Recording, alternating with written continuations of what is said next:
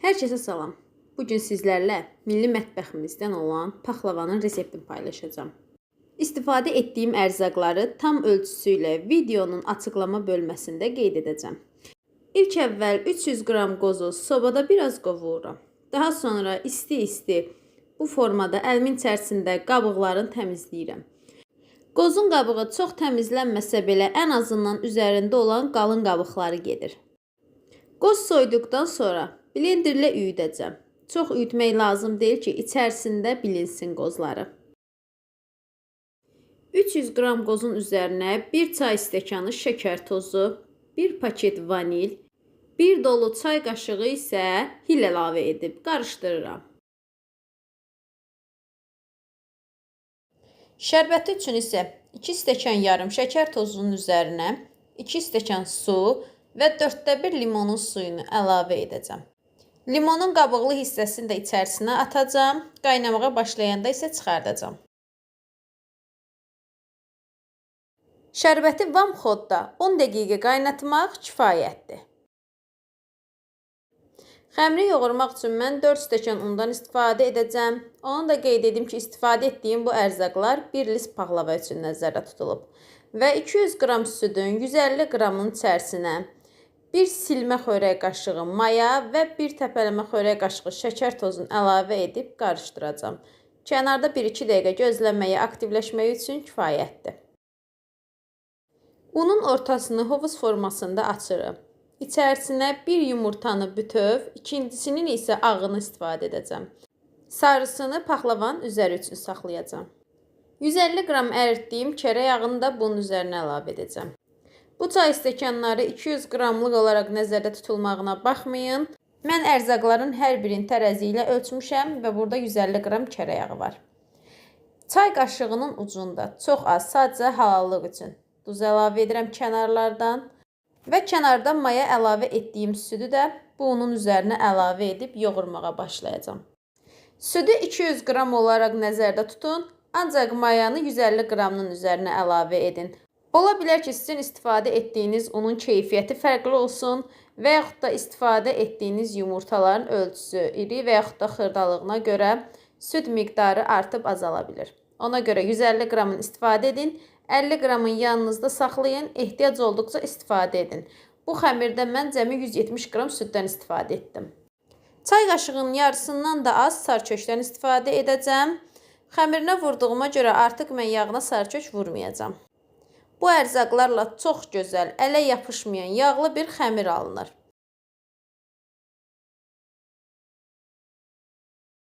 Bu xəmiri mayalanmaq üçün kənarda gözlətməyə ehtiyac yoxdur. Yoğurduqdan sonra birbaşa kündələyirəm. Əvvəlcə ortadan 2 hissəyə bölürəm, daha sonra o 2 hissəni də 4 hissəyə bölürəm. Cəmi 8 ədəd kündə alınır. İkisi iri, qalan 6-sı isə xırda. Xırda kündələrimiz təxmini 100 qram civarında. İri kündələrim isə 170-180 qram aralığında olur. Kündələrimi bir qaba yığıb, üzərini streç filmi ilə örtürəm.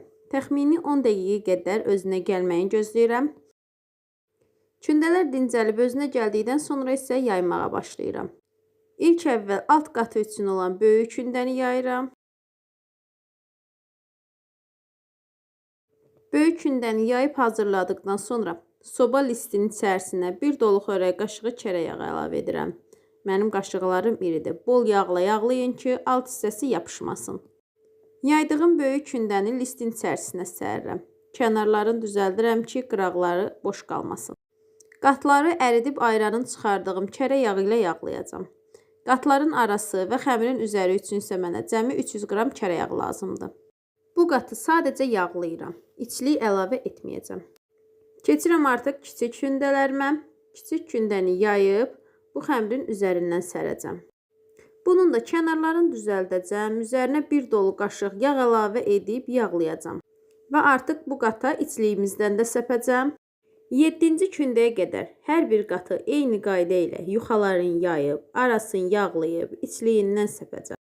Artıq 7-ci qata gəldiyimdə isə yenə də sadəcə yağlayacağam. İçlik əlavə etməyəcəm. Bunu etməyimizin səbəbi isə üzərinin və alt qatının ayrılmamaq üçündür.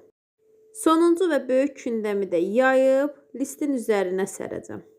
Bunları yayarkən biraz ehtiyatlı olun ki, nə çox böyük olmasın, nə də balaca olmasın. Böyüyü də yaxşı alınmır, balacası da. Əgər kənarlarda xəmiri çox qalıbsa, bunu bıçaqla kəsməyiniz məsləhətdir. Yox, mənimki kimi az bir şey qalıbsa, bıçağın arxa hissəsi ilə gördüyünüz qaydada içəri doğru qatlayın. Kənarlarını da düzəltdikdən sonra üzərini yüngülcənə bastırırıq ki, qatları aralanmasın. Kəsərkən mən xəkkəşlə kəsəcəm ki, qoy düz olsun. Normalda xəkkəşlə kəsmirəm. Sadəcə olaraq bunu xonça tutub toy evinə aparacağım üçün belə kəsirəm ki, səliqəli alınsın. Paxlava iki formada kəsilir. Bir həmişəki kimi dədə-baba qaydası ilə düz xətlə, digəri isə ulduz formasında. Mən ulduz formasında kəsməyəcəm. Çünki o zaman qıraqlarındakı itkiləri çox olur. Dediyim ulduz forması da bu aşağıda gördüyünüz şəkildir. Şəkildən də anlaşıldığı üzrə onun qıraq hissələri çox qalın olur o formada kəsilmənin. Düzdür, listdə gözəl görünür, ancaq mən bunu list olaraq lazım deyil. İçərisindən çıxardacağım, ona görə mənə sayının çox olması lazımdır. Bir ədəd yumurta sarısının üzərinə bir çay qaşığı süd əlavə edib yaxşıca çalıram. Ancaq mənim yumurtam kiçik olduğu üçün bir yumurtanın sarısı bəs etmədi, ikinci bir sarıdan da istifadə etdim. Yumurta sarısını paxlavanın üzərinə hər tərəfli yaxşıca çəkirəm. Yumurtanı çəkməzdən öncə paxlavanın üzərinə əlinizlə yüngülvari bastırın ki, kəsdikdən sonra üzəri qalxmasın. Mən paxlavamın içərisi qozlu olduğu üçün üzərinə də qoz qoyacağam.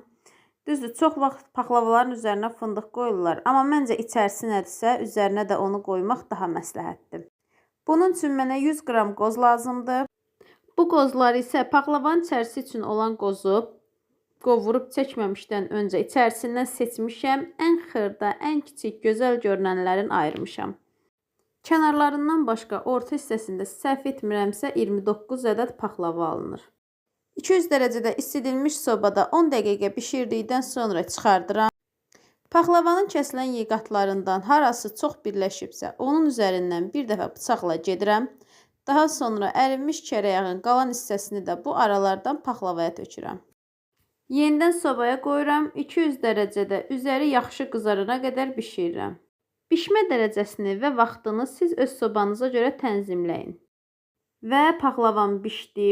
Sobadan çıxartdığım qaynar paxlavanın üzərinə otaq temperaturunda olan şərbətini tökürəm. Şərbətin aramla hər tərəfli tökmək lazımdır ki, şərbətsiz yeri qalmasın. Bacardığım qədər bütün xırdalıqları və bütün püf nöqtələri ilə reseptimi sizlərlə paylaşdım. Əmin ola bilərsiniz, çox gözəl, çox kövrə bir paxlavadır və bəzi paxlavalar kimi tez bərkiyib qurumur. Günlərlə qalsa belə öz yumşaqlığını qoruyur. Və bu da mənim xonçamın içərisinin paxlavası. Sizə beləncə də göstərəcəm. Həm rəngi, həm görünüşü, həm dadı çox gözəldir. Videomu bura qədər izlədinizsə və sizə faydalı oldusa, bəyənib like atmağı unutmayın. Kanalıma abunə də olsaz məmnun olaram. Hazırlayıb yeyəcək olan hər bir kəsə indidən nuş olsun. Hələlik!